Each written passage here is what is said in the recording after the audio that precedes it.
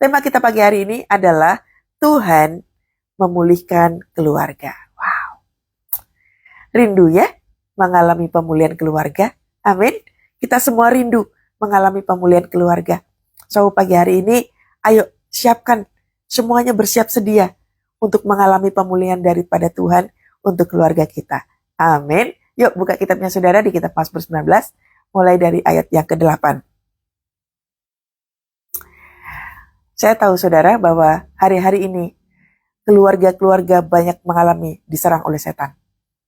Ya, it's okay. So pagi hari ini kita paham betul bahwa Tuhan punya rencana indah di balik dari semua apa yang sedang kita alami. Ya, kita mau keluarga kita mengalami kemenangan. Sudah? Mazmur 19 ayat 8. Baca sama-sama yuk. Taurat Tuhan itu sempurna, menyegarkan jiwa. Peraturan Tuhan itu teguh, memberikan hikmat kepada orang yang tak berpengalaman. Titah Tuhan itu tepat, menyukakan hati. Perintah Tuhan itu murni, membuat mata bercahaya. Takut akan Tuhan itu suci, tetapi ada untuk selamanya. Hukum-hukum Tuhan itu benar, adil semuanya. Amin. Wow. Coba kita lihat ke ayat yang pertama tadi. Taurat Tuhan itu sempurna. Jadi, keadaan apapun yang terjadi dalam keluarga kita, pegang ini. Taurat Tuhan sempurna. Taurat Tuhan itu apa toh? Ini loh, firman Tuhan itu Taurat. Jadi, kenapa dikatakan sempurna? Karena apa yang ada di firman Tuhan, itu adalah perkataan Tuhan. Isi hati Allah. Makanya sifatnya sempurna. Anda dan saya butuh tuntunan Tuhan ini untuk bisa menyelamatkan keluarga kita. Kehancuran dalam bentuk apapun. Bacalah ini. Berkiblatlah pada firman Tuhan ini. Agar supaya setiap keluarga demi keluarga mengalami satu kemenangan daripada Tuhan. Makanya di kitab Mazmur dikatakan Taurat Tuhan sempurna. Karena semuanya itu adalah isi hatinya Tuhan. Rasa-rasanya yang dirasakan oleh Tuhan itu kayak gini. Lalu dikatakan apa? Taurat Tuhan itu sempurna, menyegarkan jiwa. Kemarin saudara, saya cukup sibuk begitu ya, melakukan banyak aktivitas gitu. Tapi di tengah-tengah kesibukan itu, ada satu peristiwa yang membuat hati saya gundah gitu. Ada rasa pengen marah, ada rasa pengen nangis, ada rasa pengen campur-campur perasaannya. Tahu saudara apa yang saya lakukan? Ini. Taurat Tuhan itu sempurna, menyegarkan jiwa. Saya menyembah Tuhan, saya mengagungkan Tuhan, lalu saya membaca firman Tuhan. Apakah yang terjadi? Taurat Tuhan itu sempurna, menyegarkan saya punya jiwa. Jadi, waktu kita dalam satu tekanan kehidupan, tekanan apa saja, you name it. Yang kita cari adalah isi hati Tuhan, yaitu si firman Tuhan ini. Mungkin kita nggak ngerti mesti baca apa ya, kalau baca Alkitab mesti baca apa ya, gitu. Buka aja dulu. Sambil buka, ngomong sama Tuhan, Tuhan, Engkau mau bicara apa? Mungkin bukanya cukup lama, 1-2 menit gitu ya. Mau buka apa? Tuhan mau bicara apa? Terus aja bicara. Tuhan, Kau mau bicara apa? Tuhan, aku nggak ngerti. Tapi tiba-tiba ditemukan satu firman Tuhan. Bersukacitalah senantiasa. Orang ketika hatinya gundah, kan pengennya diam, nggak mau diajak ngomong, gak mau mengerjakan sesuatu, tetapi ketika baca firman Tuhan, yang ditemukan adalah adanya satu kekuatan baru untuk terus bersukacita di dalam Tuhan.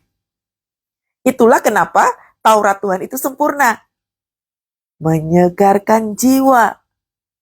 Sekalipun persoalannya belum selesai, tapi jiwanya terobati. Bagi Anda yang mengalami luka, Anda ditinggalkan, Anda mengalami luka, Anda ditipu orang, Anda mengalami satu keluarga yang hancur mungkin. Taurat Tuhan pilihannya. Menyegarkan jiwa. Apa yang Anda alami hari-hari ini? Perceraian, KDRT, sekali lagi saya katakan, Taurat Tuhan sempurna, menyegarkan jiwa. Jadi kalau Anda pengen mengalami satu pemulihan keluarga, kembalilah kepada kitab Taurat ini. Firman Tuhan yang membangkitkan kita terlebih dahulu. Jadi bukan kita doa, pulih Tuhan, pulih keluarga. Iya, memang itu keinginan kita. Tetapi jangan lupa bahwa diri kita yang terlebih dahulu harus diubah oleh Tuhan sebelum mengalami mujizat. Kenapa kok harus kita dulu yang harus mengalami pemulihan, saudara? Agar supaya nanti waktu terima mujizat kita udah siap.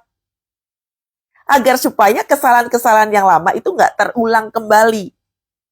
Makanya penting sekali kita semua dalam proses, dalam tekanan, itu kita diproses supaya apa? Menghasilkan hati yang murni. Nanti kita akan lihat seperti apakah firman Tuhan ini menuntun kita. Jadi pegangannya itu ya. Lalu berikutnya. Peraturan Tuhan itu teguh. Peraturan Tuhan itu teguh. Waktu kita kiblatnya adalah firman, kita nggak gampang terpengaruh omongan orang.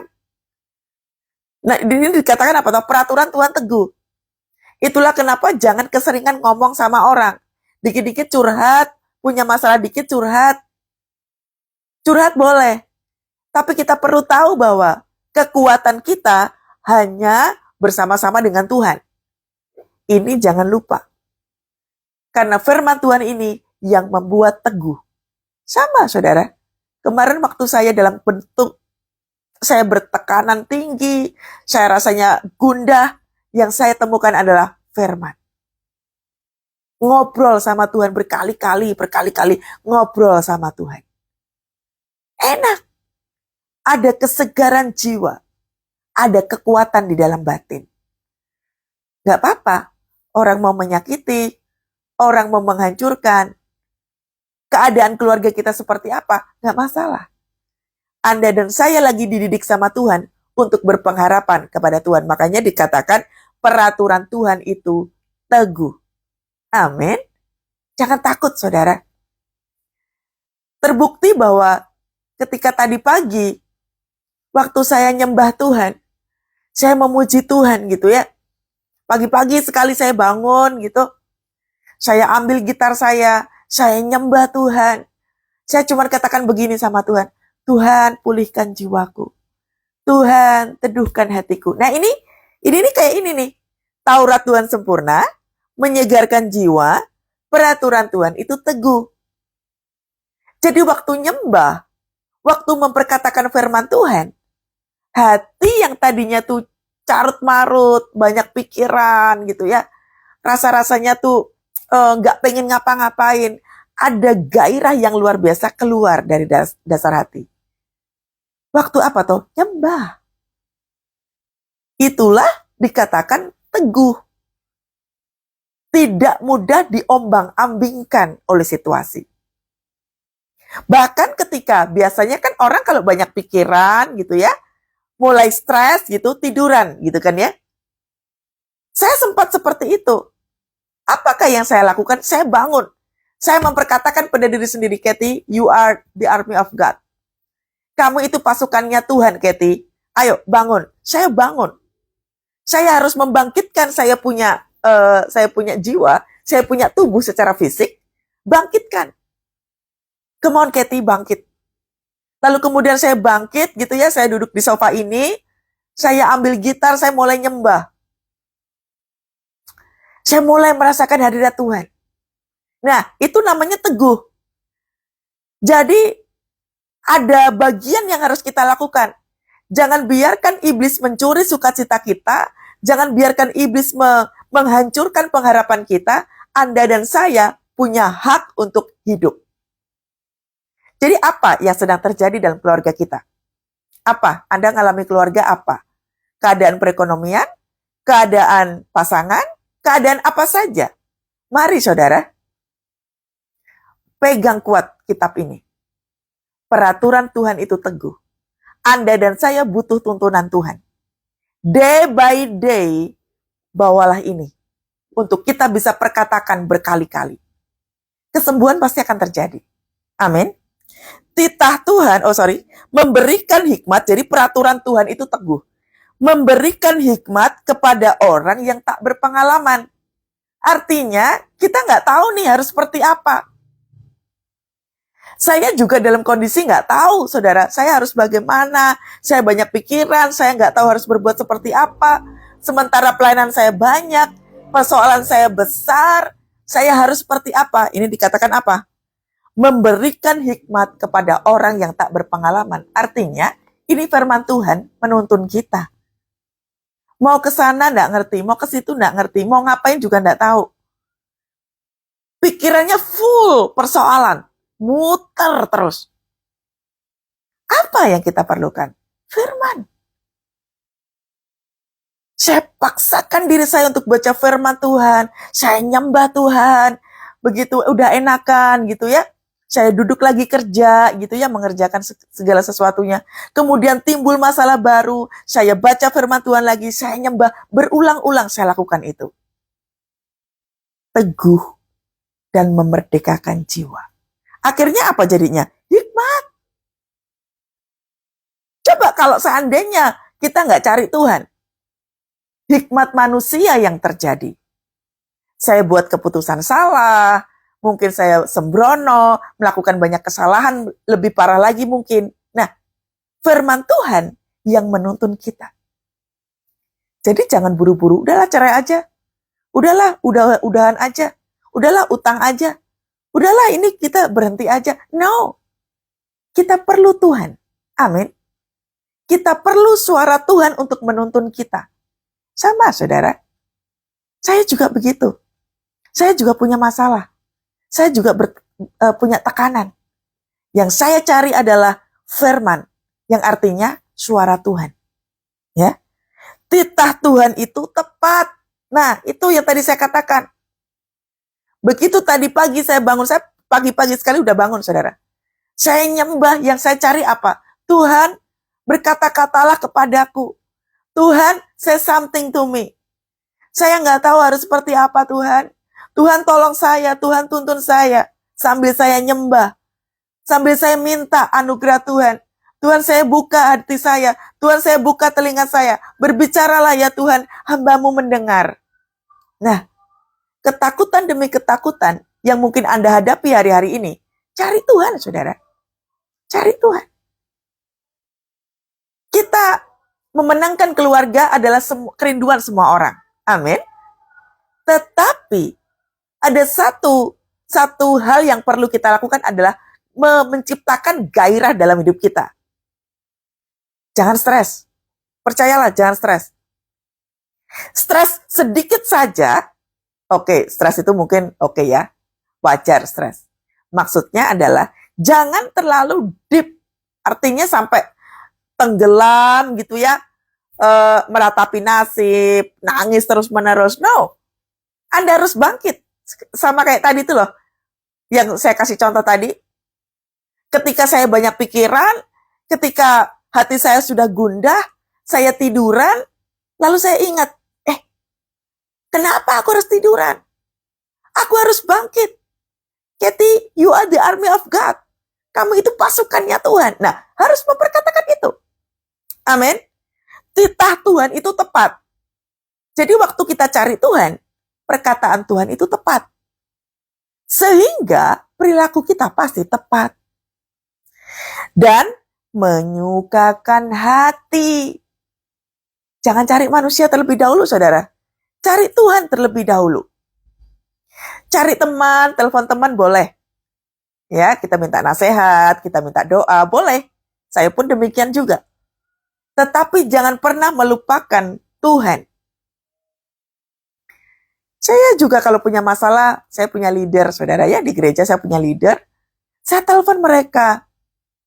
Saya sampaikan persoalannya seperti apa, harus seperti apa, harus bagaimana. Saya sampaikan. Supaya apa? Saya tahu nih, saya punya leader, saya harus submit, ya. Harus taat, harus tunduk. Kemudian setelah itu apa? Doa. Waktu kita doa, ada titah Tuhan yang tepat. Dan itu pasti menyegarkan jiwa, dan itu pasti menyukakan hati. Jadi jangan cari orang yang salah. Jangan cari orang yang salah waktu kita punya tekanan kehidupan. Carilah hamba Tuhan, carilah leader, diskusikan apa persoalannya, doalah bersama-sama, kemudian begitu engkau sudah selesai, berdoalah sendiri di hadapan Tuhan, Tuhan, sekali lagi, beritahu aku harus seperti apa. Nah, harus tetap Tuhan didahulukan, saudara. Ya, perintah Tuhan itu murni.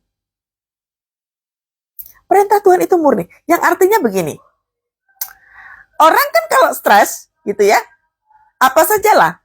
Contoh, katakanlah, Anda lagi ditinggalkan oleh pasangan. Anda pasti mengalami satu kehancuran yang luar biasa. Nanti keuangan gimana, nanti ngatur keluarganya gimana, Anda pasti stres sekali. Di situ kita perlu yang namanya apa? Perintah Tuhan. Apa toh perintah Tuhan itu? Tuntunan tadi tuh. Tuhan, aku harus seperti apa nih? Tuhan, aku harus bagaimana nih? Tuntun aku, Tuhan. Berarti ada perintah. Ini firman Tuhan, gak cuma nguatin. Tapi ini juga ada perintah. Perintah untuk memberkati, perintah untuk mengampuni, perintah untuk memuji Tuhan, perintah untuk bersukacita, perintah untuk tetap bersyukur, perintah untuk tidak khawatir. Itu yang harus kita lakukan. Sifatnya murni. Yang artinya apa toh? Semua perintah-perintah Tuhan itu adalah isi hati Tuhan agar supaya kita itu apa? Terbentuknya tuh bagus gitu. Anda dan saya lagi diproses supaya tampilannya tuh bagus. Karakter terbentuk, masa depan dijamin pasti bagus. Makanya karakter itu yang paling penting. Kita dimurnikan terlebih dahulu. Anda dan saya juga sedang dimurnikan, saudara. Berkali-kali setiap kali saya melakukan doa pujian penyembahan, Tuhan murnikan saya. Tuhan murnikan saya. Tuhan murnikan saya. Kenapa berkali-kali saya sampaikan itu, saudara? Agar apa yang saya lakukan itu berkenan di mata Tuhan. Bukan keinginan saya. Takut akan Tuhan itu suci. Jadi, terus-menerus kudus di hadapan Tuhan. Saya pun demikian, saudara. Saya berulang-ulang, Tuhan, ampuni saya, Tuhan. Saya salah, Tuhan, ampuni saya. Meskipun sebenarnya saya benar, tetap di hadapan Tuhan. Tuhan, ampuni saya, Tuhan, ampuni saya. Saya banyak salah, Tuhan. Saya banyak salah, Tuhan. Ini sikap merendahkan hati. Ini sikap merendahkan hati. Supaya apa toh? Bukan keinginan saya yang terjadi, melainkan kehendak Tuhan yang saya lakukan. Mari kita melakukan itu. Gak apa-apa, semuanya lagi ancur-ancuran, gak apa-apa. Chaos gak apa-apa. Saya juga hari-hari ini sedang mengalami itu. Tapi mari fokusnya kepada Tuhan. Tuhan tuntun aku. Makanya di ayat yang pertama tadi apa toh? Taurat Tuhan itu sempurna. Dia menyegarkan jiwa. Ada peraturan yang teguh, ada apa lagi? Ada hikmat, kemudian ada titah yang tepat, dan ada perintah yang murni. Lengkap. Ini firman Tuhan lengkap sekali. Anda dan saya harus berjuang mendapatkan jawaban doa kita lewat ini firman. Jadi perilaku kita, tindakan kita, stepnya apa, berdasarkan ini. Saya lakukan ini. Ikutin aja ini. Takut akan Tuhan itu suci. Jadi meskipun keadaannya chaos, meskipun keadaan keluarga kita lagi gak baik-baik aja, tetap standar takut akan Tuhan harus kita pegang. Jangan gampang mengatakan cerai saja. No. Jangan buka celah. Amin. Jangan buka celah iblis masuk dalam kehidupan kita. Keluarga kita mengalami kehancuran, artinya satu warning buat kita. Hati-hati lagi. Anda dan saya harus berhati-hati. Ibaratnya orang naik pesawat, siapkan seatbelt, ya. Pesawatnya udah mau take off. Anda dan saya harus ready. Siapkan sabuk pengaman. Kalau enggak, Anda akan jatuh bergelimpangan pada waktu take off. Kita perlu sabuk pengaman, yaitu sikap berhati-hati di hadapan Tuhan. Agar supaya kita berhati-hati, gak gampangan. Takut akan Tuhan itu suci. Pegang kuat. Tuhan, ampuni saya Tuhan. Pasangan saya seperti ini karena saya. Tuhan, ampuni saya, anak-anak saya seperti ini karena dosa saya. Ampuni saya Tuhan. Ada satu kerendahan hati. Hidup takut akan Tuhan. Kita yang diubahkan terlebih dahulu. Kita ini kan pendoa toh. Kita itu imam. Kita yang harus diubahkan terlebih dahulu. Ya. Tetap ada untuk selama-lamanya. Hukum-hukum Tuhan itu benar, adil semuanya. Gak usah takut dengan semuanya itu. Tadi pagi waktu saya berdoa, saya katakan begini sama Tuhan. Tuhan, aku percaya waktumu. Orang boleh berperilaku apa saja terhadapku. Aku percaya pada waktumu. Wah. Untuk ngomong kayak begini tuh gak enak banget. Rasanya gak enak banget. Dicaci maki orang, direndahkan orang, gak dianggap gitu ya. Lalu kemudian bisa mengatakan Tuhan, aku percaya waktumu. Saya nggak perlu klarifikasi atau cari pembelaan atau apa. Nggak. Mari saudara, pasangkan sabuk pengamanmu. Tetap mendekat kepada Tuhan. Biarkan waktu Tuhan yang berbicara. Biarkan waktu Tuhan yang membela. Memang waktu Tuhan itu butuh waktu lama, saudara. Tapi kita nggak perlu membalas dengan perbuatan kita. No, ini waktunya keluarga mengalami pemulihan. Amin. Saya dulu juga pernah dilahirkan dalam kondisi ditolak. Tahu sendiri kan, namanya anak mengalami penolakan dari orang tuanya seperti apa. Adanya begitu tekanan yang begitu luar biasa. Tapi begitu udah kenal sama Tuhan, berjuang untuk apa? Pulih. Berjuanglah untuk pulih. Saya tahu yang ikut live ini Anda disakiti oleh pasangan. Minta sama Tuhan. Tuhan, hatiku sakit. Tuhan, aku minta pulih. Tolong saya, Tuhan. Berkali-kali Anda harus katakan itu. Tanpa kau sadari, itu menutup akses si jahat agar supaya tidak membawa pengaruh yang buruk. Terus rendah hati di hadapan Tuhan. Jangan mengucap kata-kata negatif. Amin. Dengan baik ya tadi, Taurat Tuhan itu sempurna, menyegarkan jiwa. Oleh sebab itu jangan negatif omongannya. Supaya isi pikiran kita, hati kita, semua aspek yang kita punya ini gak negatif. Kita harus bawa energi positif untuk keluarga kita. Saya tahu gak gampang, mengampuni itu gak gampang, memberkati orang yang menyakiti kita itu memang gak gampang. Saya tahu, saudara, saya tahu. Itulah kenapa lebih baik masuklah dalam hadirat Tuhan. Nyembahlah di hadirat Tuhan. Itu jauh lebih enak. Sembuhkan lukamu di hadapan Tuhan. Sembuhkan hatimu di hadapan Tuhan. Saya tadi pagi waktu nyembah gitu ya, saya katakan Tuhan sembuhkan hatiku. Tuhan pulihkan jiwaku. Wah enak saudara. Terus menerus katakan itu. Tuhan sembuhkan aku, Tuhan tolong aku Tuhan. Waktu kita ngomong Tuhan sembuhkan aku, itu menutup akses iblis untuk apa toh? Menaruh kutuk dalam mulut. Iblis itu kan pengen toh, kalau kita mengalami kehancuran, pengennya apa? Kita ngutuk gitu kan ya. No. Tutup akses itu. Lebih banyak memuji dan menyembah Tuhan. Lalu apa? Tuhan, aku tahu ini tidak gampang buatku, tapi tolong aku Tuhan. Pulihkan jiwaku. Nyembah Tuhan. Tadi pagi waktu subuh saya nyembah Tuhan, haleluya 12 kali. Waduh. Adanya satu keteduhan yang luar biasa. Haleluya. Haleluya. Haleluya. Haleluya. Wah. Di tempat yang sunyi, teduh, cuman ada kita dan Tuhan. Kita nyembah Tuhan. Kita menyerahkan semua problem kita. Kita cuma bilang, haleluya, haleluya, haleluya, haleluya. Mengagungkan Tuhan. Mengubah atmosfer. Tidak mengizinkan iblis untuk masuk dalam pikiran kita. Membangun hadirat Tuhan. Membawa kekuatan baru. Nyembah terus. Haleluya.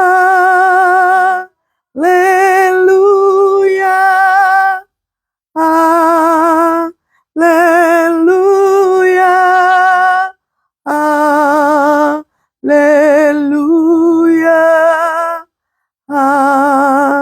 Haleluya.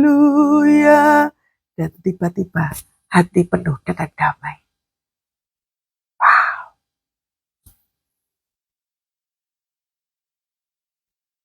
Nangis. Adanya ketakutan gitu. Tiba-tiba damai. Tiba-tiba teduh. Oleh sebab itu cari Tuhan. Di kitab Mazmur ini dikatakan, takut akan Tuhan itu suci. Tetap ada untuk selama-lamanya. Hukum-hukum Tuhan itu benar, adil semuanya. Tuhan itu Allah yang adil.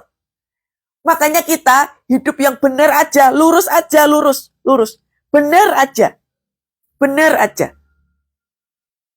Ya, benar aja. Biarkan yang sudah terjadi, biarkan aja. Yang sedang kacau, biarkan saja. Kita benerin diri kita sendiri terlebih dahulu. Ubah atmosfer di sekitar kita. Karena yang namanya tekanan, atmosfernya tidak enak. Makanya waktu kita nyembah, haleluya, open heaven. Damai sejahtera. Damai sejahtera harus kita dapatkan terlebih dahulu. Sebab kalau pikiran kita gundah, kita kalut, kita kacau, perilaku kita kacau. Damai sejahtera Tuhan, dapatkan itu. Makanya itu didapat lewat apa? Nyembah. Berikutnya, lebih indah daripada emas, bahkan daripada banyak emas tua. Jangan kejar yang lain-lain. Banyak kan daripada kita itu, kalau punya masalah, pengennya solusi. Bukan solusi, teman-teman. Bukan solusi. Yang kita butuhkan itu adalah apa toh? Pengurapan Tuhan itu turun, mengubah atmosfer, supaya kita bisa nyembah Tuhan. Agungkan Tuhan. Kejar itu dulu. Agungkan Tuhan. Waktu kita mengagungkan Tuhan, itu kan kita nyembah tuh. Mengubah atmosfer untuk menutup akses iblis. Supaya enggak cawe-cawe ke telinga kita itu loh. Seringkali kita tuh kalau misalkan lagi punya masalah, iblisnya tuh suka denger di telinganya sini.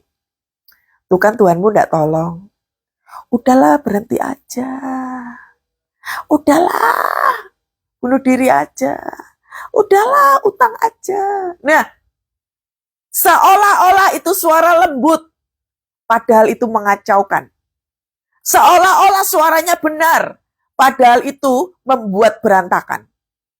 Makanya kalau kita nggak peka sama suara Tuhan, suara iblis yang masuk.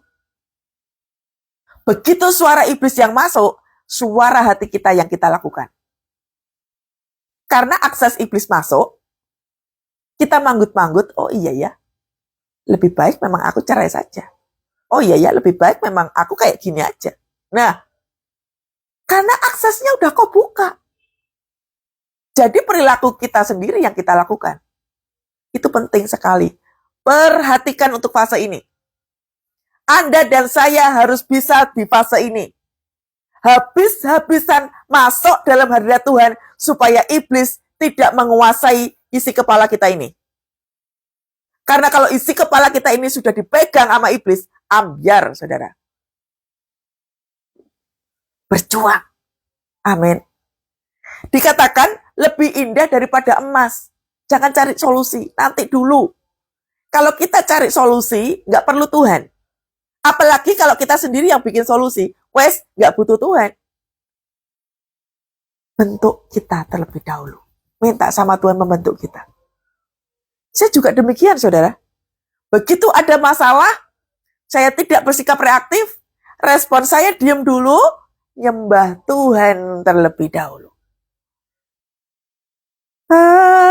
Haleluya, haleluya. Waktu kita bilang haleluya, seperti kayak begini. Tuhan, aku tidak bisa apa-apa. Tuhan, aku tidak bisa apa-apa, Tuhan. Aku hanya bisa minta kekuatan-Mu. Aku tidak bisa apa-apa, Tuhan. Jujur di hadapan Tuhan.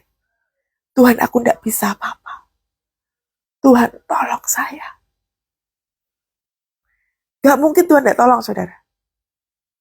Sikap rendah hati harus tetap ada pada kita. Amin. Dikatakan lebih indah daripada emas, bahkan emas tua. Emas tua mahal, toh? Standar kita tuh standar mahal, saudara. Gak sama seperti orang di luar sana. Yang di luar sana ancur-ancuran biarin aja. Yang di luar sana bercerai biarin aja. Yang di luar sana melakukan dosa ya biarin aja. Standar kita adalah standar kekudusan. Standarnya Tuhan. Makanya di awal ayat kalimat tadi itu apa? Taurat. Yang Tuhan sampaikan adalah Taurat, itu firman.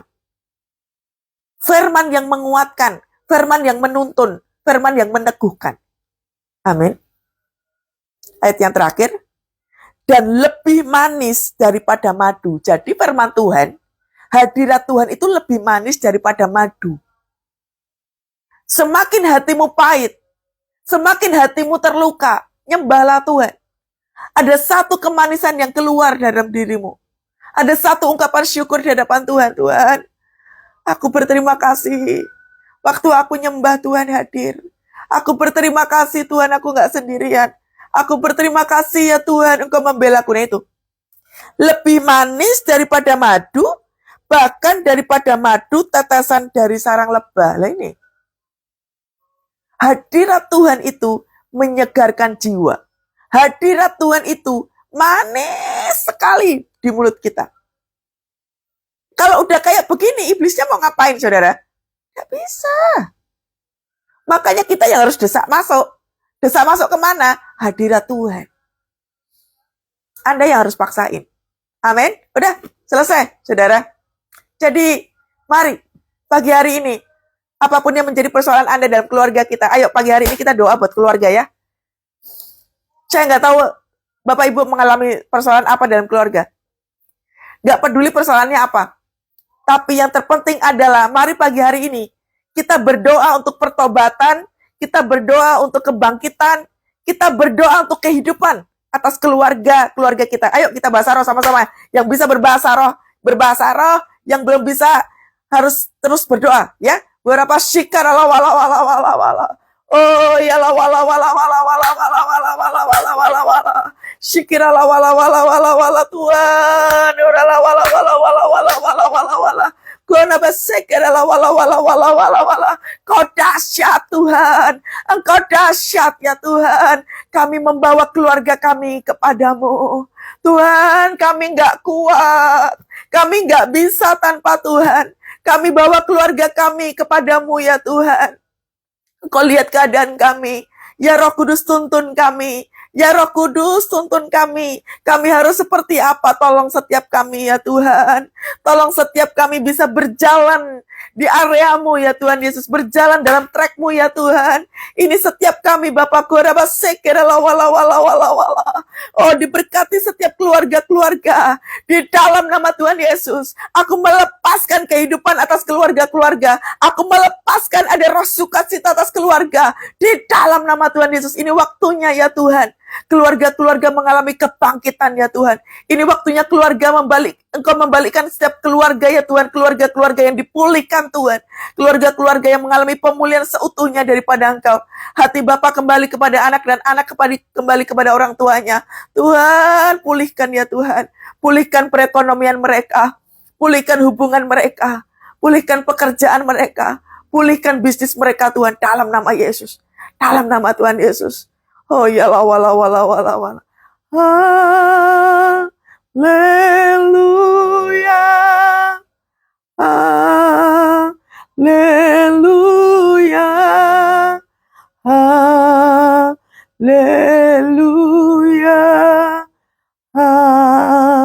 haleluya, haleluya, haleluya, haleluya, haleluya.